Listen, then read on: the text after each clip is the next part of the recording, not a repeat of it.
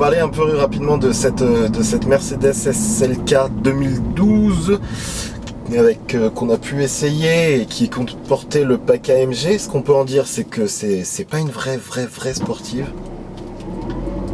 Ça reste quand même un roadster super sympa à conduire. Ce qu'on a kiffé, ce qu'on a moins aimé, concrètement dans ce qu'on a bien aimé, il y a l'assise. On est bas avec des sièges en cuir magnifiques et qui tiennent extrêmement bien en virage. La puissance, on est à 200 chevaux et même avec 200 chevaux, même si ça peut paraître pas beaucoup, finalement on s'amuse beaucoup.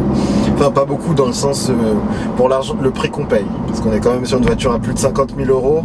On pourrait s'attendre à des performances plus folichonnes, c'est pas le cas. Et sincèrement, on s'amuse quand même pas mal. À côté de ça, ce qu'on a, c'est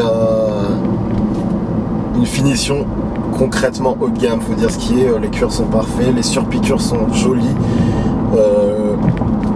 Tout est sous la main, on est dans un système cosy. Le système audio est juste magique, je vais vous faire écouter un peu. Ça sonne vraiment ça sonne très bien.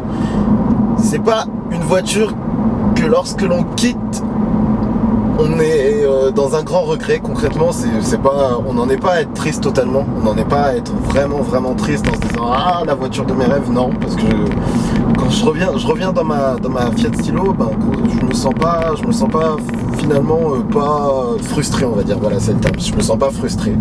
C'est une voiture qui malgré tout reste vraiment plaisante et avec laquelle si on était amené à me la prêter, je dirais pas non. Et vraiment pour se faire un petit road trip avec par exemple sa copine, ça peut être juste le top. Ceci dit, il y a vraiment de quoi se faire plaisir.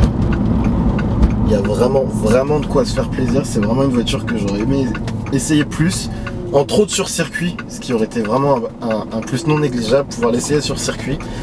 Malheureusement on n'a pas pu, on a quand même pu rapidement voir les capacités de la voiture et c'est déjà une très bonne chose. C'est vraiment un modèle qui fait plaisir. Petite note qui fait défaut, on me dira les suspensions qui sont pas magiques, tout simplement. Les suspensions, en fait c'est le problème, c'est que l'idée c'est d'un peu être dans un mode sport et en l'occurrence ça nous amène avec des suspensions extrêmement fermes, surtout sur les routes cabossées, et c'est assez dommage, faut dire ce qu'il est. Mais ceci dit, on est quand même sur un véhicule exception par rapport à ce qu'on a déjà pu avoir auparavant.